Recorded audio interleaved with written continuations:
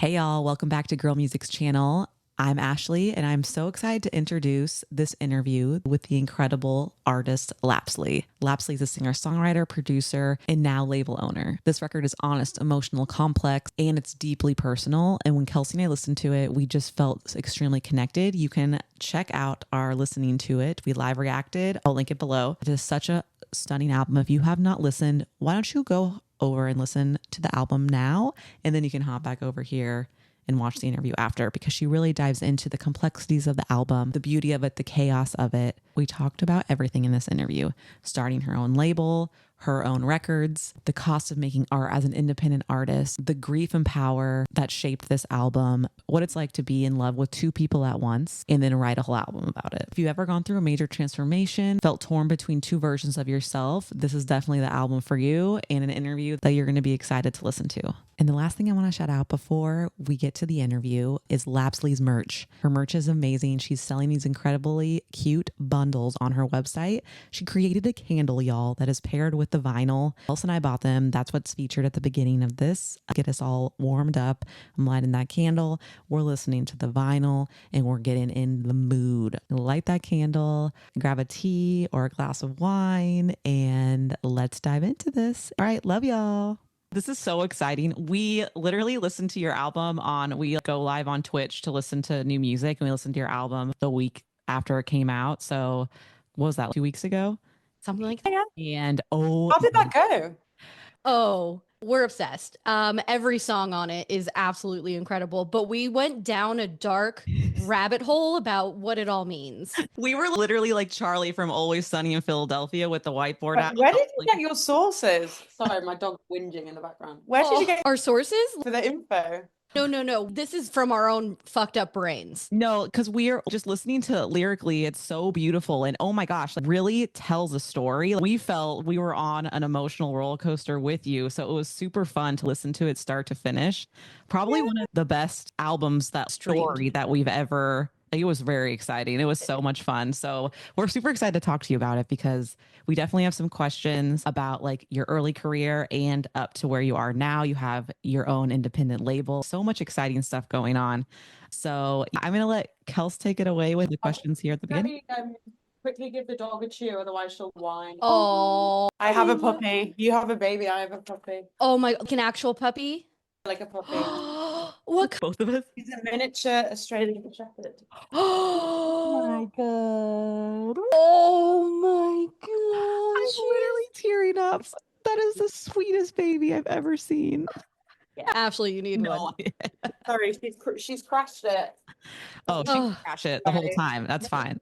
Truly. We have dogs also, so we understand. They crash all the time. Otherwise, she just gets so annoying.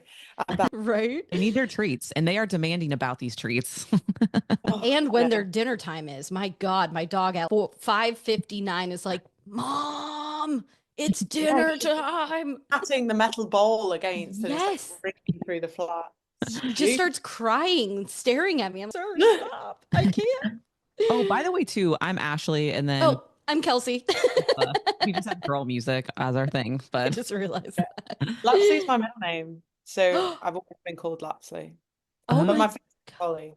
That's amazing. I was gonna ask you, where did Låpsley come from? That's a beautiful middle name. It's Scottish. Holly Låpsley Fletcher. Oh, you can see on my Zoom thing. Oh my gosh, that is a beautiful name. People are like, how did you make that up? And I'm like, no, it's on my passport. You're like, actually, this is just how I was born. Thank you very much. Yeah. Is that like a common middle name or name in Scotland? It's from an area called Falkirk near Glasgow. Oh, okay. Hell yeah, I love that. So beautiful. Perfect too for that. I love it. So I was going to ask you some questions about your earlier career, because like I said, I've been a huge fan since 2016. And I wanted to ask you, so obviously the Long Way Home album with Hurt Me, Falling Short, Heartless, it really felt to me like a mapping of the internal wreckage of relationships, which I was going through in 2016.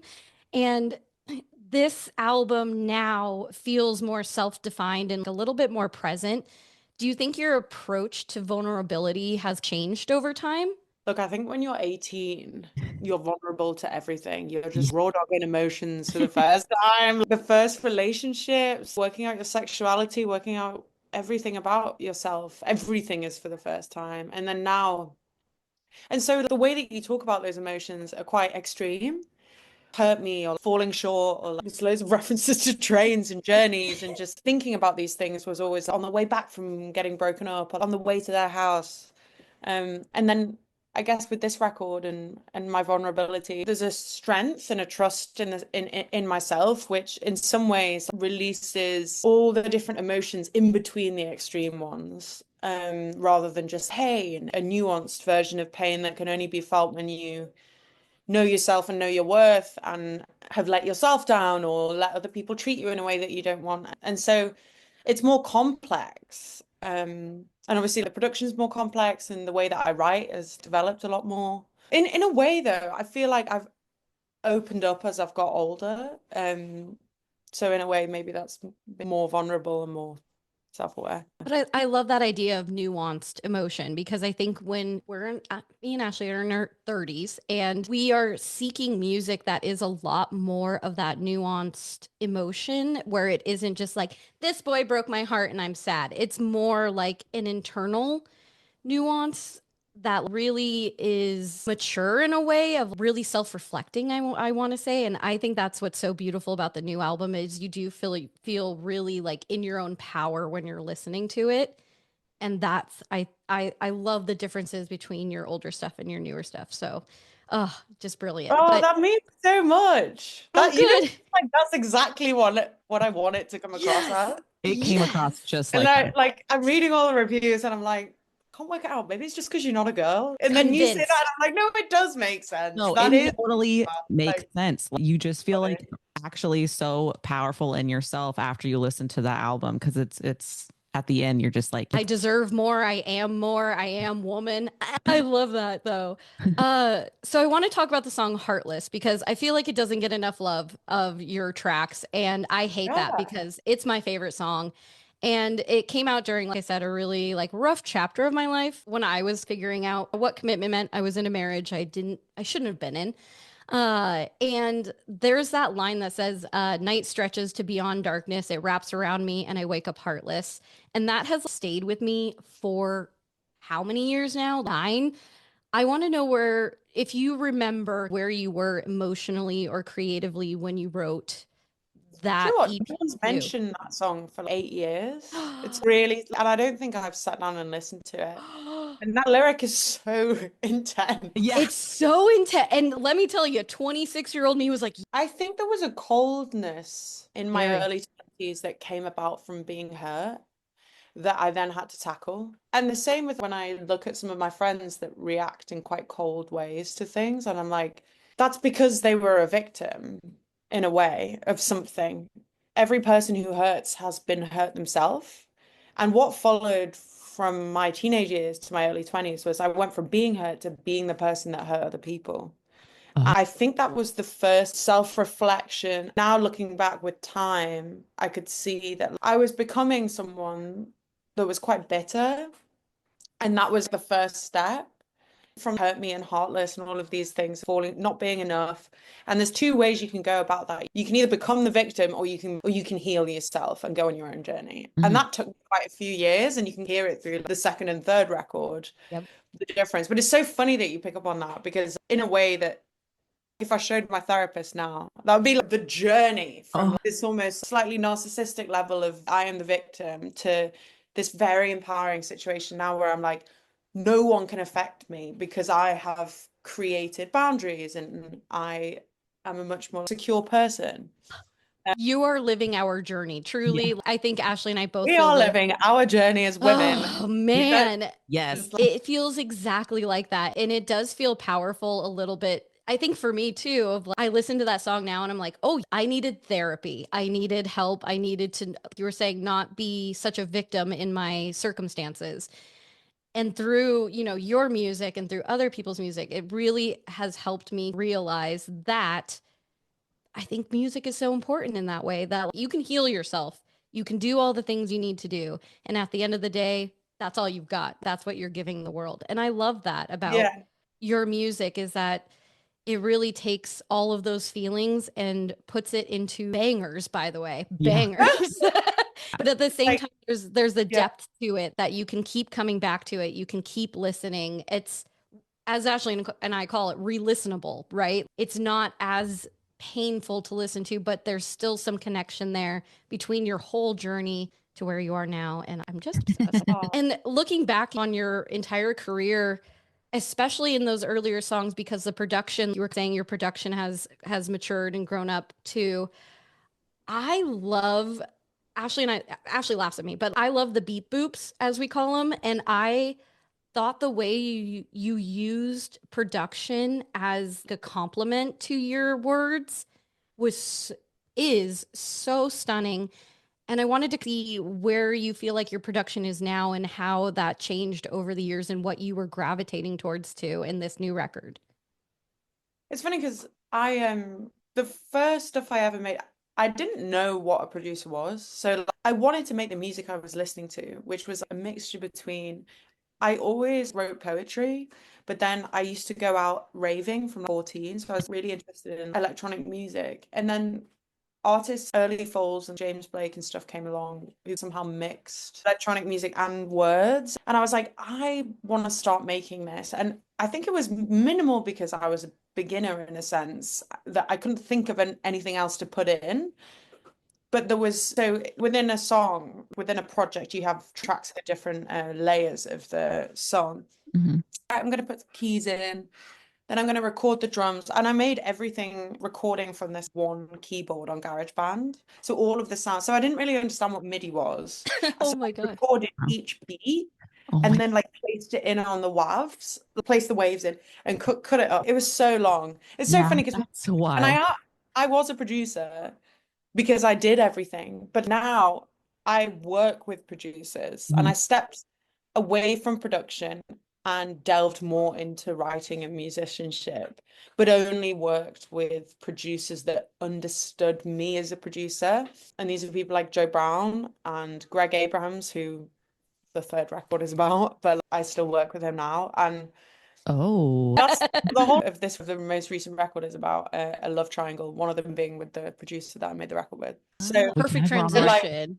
because that's what Jericho is about, the changing nature of the studio, which was a sexually charged space because we were both dating and all out. Oh, the story of this album is so crazy. you can tell. That's Literally, what we want to know. we Yeah, kind of yeah, yeah, just yeah. let you know we were on the right track, I think, with our interpretation of, because you're so good. Yeah. I can tell you are a poet because the way that you write is just so stunning. Literally, the storytelling is just crazy. It's just beautiful. And for us as listeners, it's just so easy to see where you're coming from because it's just, you put it all out there. It's just amazing.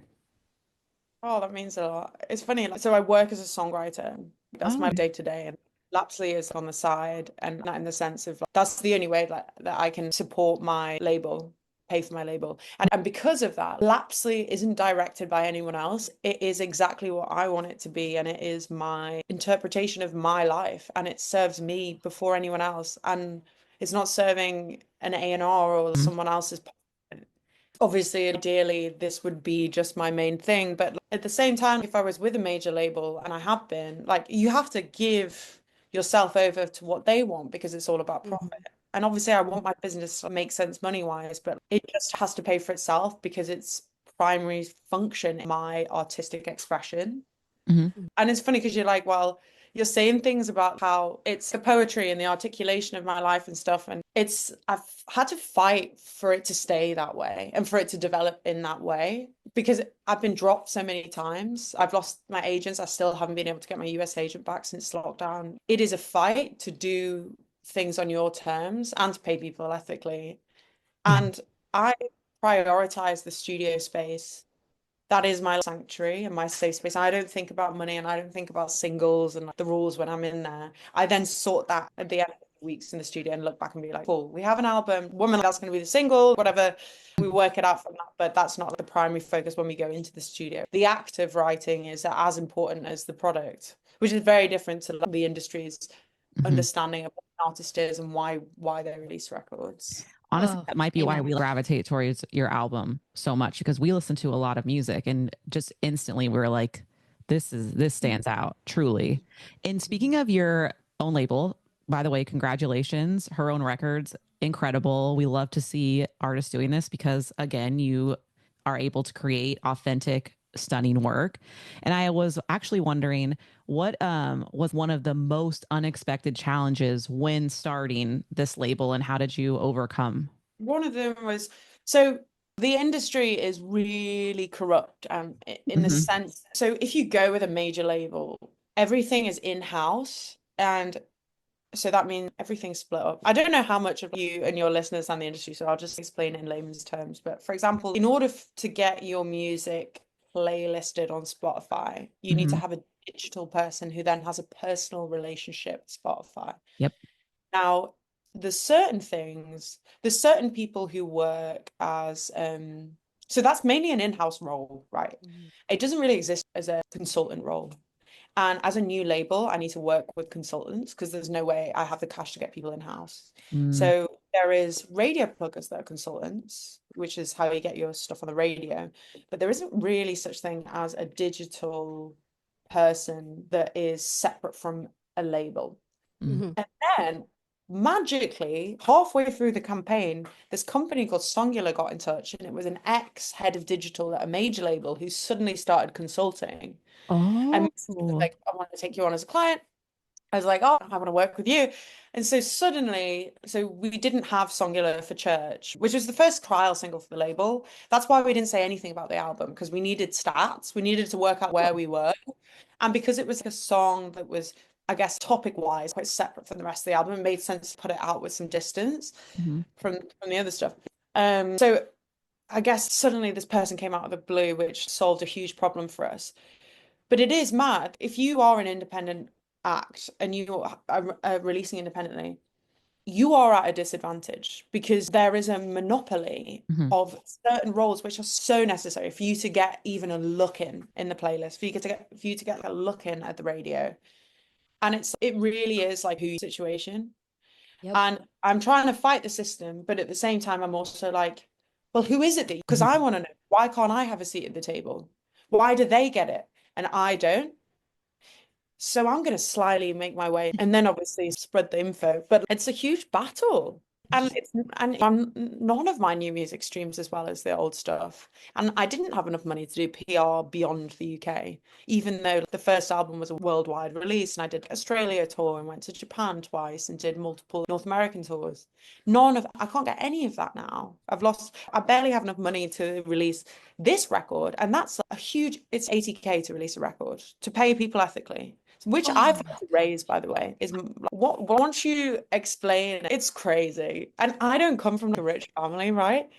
And I can only pay for this because I write for other artists and I fit that music into my own work. So my life is split between Låpsley as this pure thing that I protect, and then the business side, Her Own Recordings, of which I have to talk about Låpsley with my team in third person, so we don't go insane because it's a project. And I want to release like other artists through it, but like, if it's 80K per album, it takes time to earn that money. Unless somehow find a sugar mama or somehow get, I don't know, a Coca-Cola advert or something. Sometimes comes along and then boom, suddenly you can achieve things. But like, bet on it from a business perspective is wild. It's so hard how many lanes artists have to be in these days. You know, we talk about that a lot with sync too. The money that you can get to fund your projects. How fucked is that we have to say that? You think there's something to be said about just the fact that like to make art is expensive and that's why all of the new artists coming through come from rich backgrounds.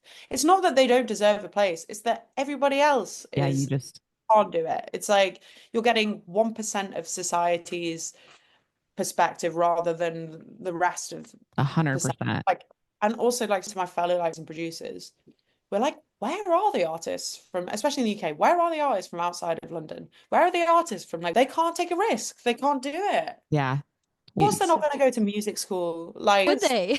What are the prospects of getting a job? You can't risk that if you have to pay for your parents or like for your grandma to like do a home. Like you can't. There's like wild. Yes. Yeah, like in other places in Europe, it's like the funding for artists. Yes.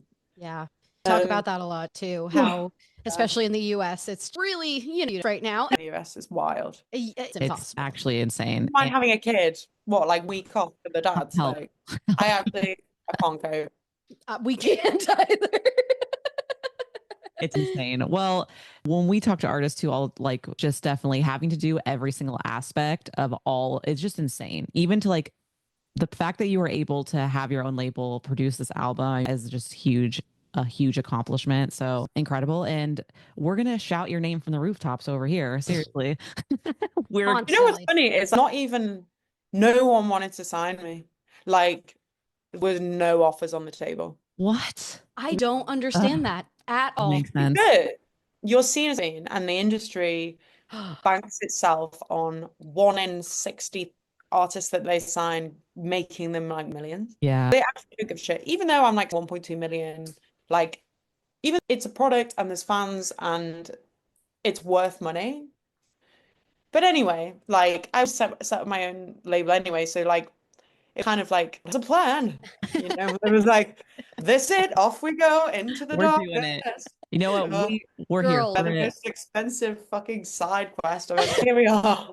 Send it. We're fine. So my next question is, I guess, now that you are, I guess we kind of gone over this in regards to production, but because you are fully independent now, and you have the freedom to kind of create music without the influence of A&R and record label heads and stuff like that, how has this influenced your music creatively and emotionally?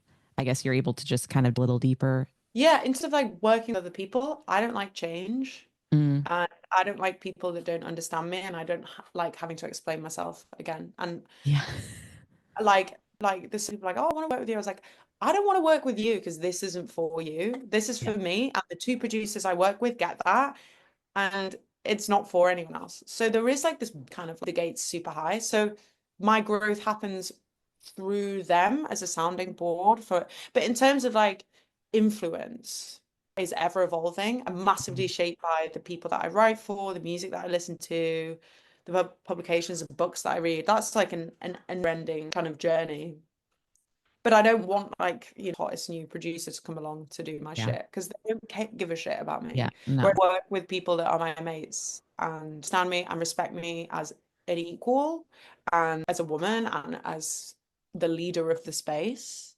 And there's not many male producers, especially, that are like that. Jokes that like obviously I opened a relationship with one of them, which is funny. Like it didn't start like that. Like it's just like platonic, and then something happened. They went through a divorce.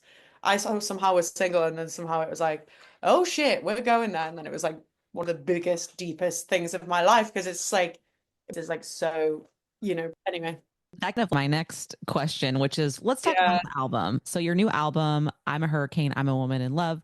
It feels deeply personal and layered. There are hints that it might explore the complexity of being in a relationship with someone that was previously married. So Kelsey and I got it. Woo! We did it. And my fiance also divorced. Oh, okay. Kelsey and I really love this perspective. We call it practice. Oh, yeah. Love this perspective because you don't hear a woman sing about this perspective very often, about being the woman after the man goes through a divorce or a woman goes through divorce, whatever. That perspective I feel like isn't very common lyrically. That's featherweight champion of the world. Like comes Afterburn, Soothe It in the Sea, because he told me he was married in the middle of the sea. You built a wall, you know, a home, then took it down, wood back to the trees. That was all about like being someone after divorce. Yes. Yeah. I was like, why did you tell me you were married in the middle of the sea? He was like, because like the I dated with before you ran away when I told you didn't have another. I was like, what in fucking Christian like hardcore like who against people that have like been. But also I love that he told you in the middle of the sea so you couldn't run away. Like yeah, the guy has a right about it. Yeah. Right. And like he's an architect. So, and we're like both in like climates. So it's like he's mapping my topography, and I'm changing with the leaves. Yes. And the thing is like everything. I wonder if he knows how much I like use and abuse like what he did for like as a job for like poetic reasons. Yeah, an album journey, kind of your relationship. I mean, Kelsey and I found to be is like ended and you kind of within yourself, and you were like, I'm a woman, like I feel like confident, like here going through that. Or you mean on cues in that last song? Yeah. Like last few songs for sure. It almost like literally like a story of you starting the relationship and then kind of the end of the album being like of that happened, but now we're like, it just but now I'm a woman. couldn't work. Yeah.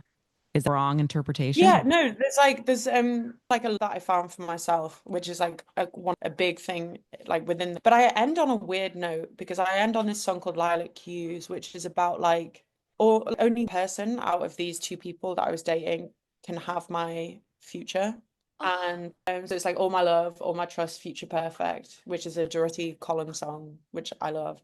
But I took that phrase and this idea of like one was red and one man was blue, and I'm just in the lilac hues. And that and I finished the album on a song that was written in the middle of everything because ultimately I did choose one of them and one of them, and it wasn't the person who I entered the story and started the album with. Yeah. So I guess I end it on that because like I'm with these ideas of like what is it that I want in life? And I always thought it was like I was this like non like flexible, effervescent, floating through the wind, right? But like turns like I want to get married and have kids, and I don't know how I feel about that. And it's just like society allow me to be in a relationship with two people, and I want to be selfish for the sake and have like one, and like I also part of my journey as a woman is realizing that like I want these quite traditional things. How do I feel about that? Yeah. And what crazy is I had to finish the record with Greg after we'd finished our relationship. So we started a relationship and started the album. We then opened our relationship up. I met my current partner.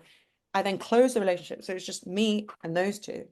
And then me and Greg decided to end our relationship, and me and Ben continued, right? And then me and my partner had to go to South Africa for me to finish the record with Greg.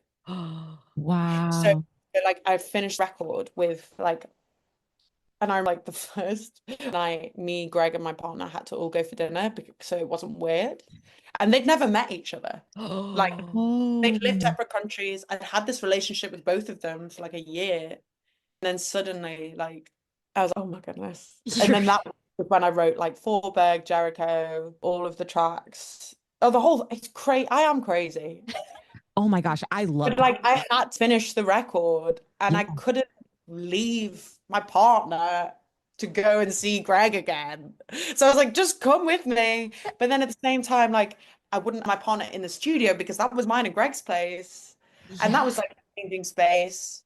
And then obviously I was like finishing songs I'd written when I was first in love. Like, oh yeah. It was you can feel it in the songs like that. There's so much love though. Yes. Like that's the point. Like there is so much love for these two people despite the complexities. And that's kind of like the overarching. But I think it's so I just thank you so much for writing about these complex feelings, because again, I think it's something as Ashley and I get older, like we're seeking music, we're seeking more complicated conversations, songs that like are things as a 30-year-old now we're going through. Cause like as much as I love Chapel, I'm not in the club like ping ponying all the time. Like I'm tired. I want to hear conversations about like really real shit. Yeah. And Ashley and I, when by the time we were done with your album, we were just like mouth just like, what did we go through? That was incredible. Like it felt personal to us in a weird way. And I think that's so important with music, and you're the best. Thank you. I'm so happy. Thank you for saying that also, because definitely our followers were like, oh my gosh, please get the story, because we like went through a whole breakdown of like what it was. And we were kind of pretty storytelling is just like top tier, because that's amazing. I'm so happy that you have found someone and you're happy and you're in love, and you know, it's kind of through all these relationships to find out what exactly you really need. I'll tell you what, the love doesn't end though. Not in like a no, like a way like crossing boundaries. I mean, like we carry love that we have for other people with us, and it feels like grief when you're not with them anymore because you still have it, but you can't. There's nowhere to put it, so you're just carrying it. And so like I just put it into my music because I'm like, otherwise I'm insane, because I still love that person.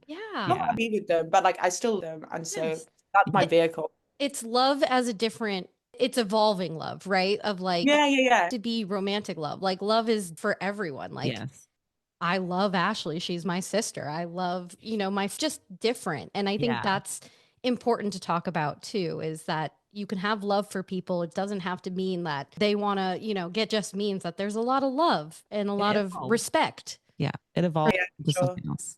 Yeah, this was so fun. I literally am just so happy we got to do this. Thank you so much for hanging out with us. And it was great to like meet you. I know. So are you coming to the States for a tour? What is anything new coming up? Like, what do you want to promote to our followers? I'm selling, I made a candle for the album for the ultimate experience, right? It took me months to develop.